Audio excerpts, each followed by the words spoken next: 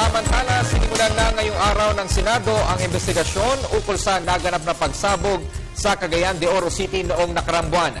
Sa pangunguna ni Senate Committee on Public Order and Dangerous Drugs Chair Grace Poe, binusisi ang resulta ng investigasyon ng DILG at PNP sa naturang insidente.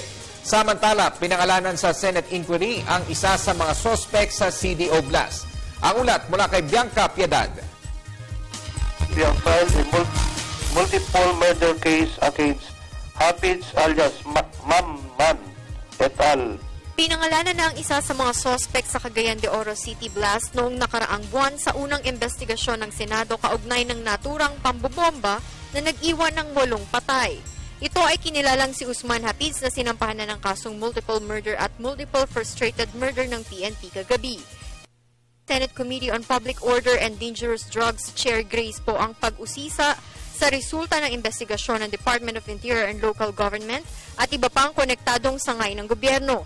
Ayon kay Senador Poe, ang kaligtasan ay pangunahin sa lahat, babae man o lalaki, at gawing tulay ang hinaing ng mga kababayan na magkaroon sila ng kaligtasan.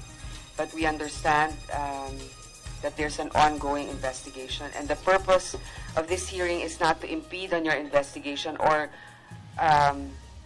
to prevent you for conducting your investigation, hot pursuit or otherwise. Handa naman sina Interior Secretary Mar Rojas at PNP Chief Director General Alan Purisima na humarap sa executive session para sa ikalulutas ng problemang ito. My observation that within 10 hours of the blast itself, that the blast site was surrendered, was in frustration that, well, once surrendered, you can now never go back to the blast site. These people in lawless elements of the different groups, there are people who are dedicated to monitor these groups. Kitang dahilan ng CDO bombing ay terorismo, local issue, pagpapaalis ng mga illegal vendors at pagpatay kay Misamis Board Member Roldan Lagbas.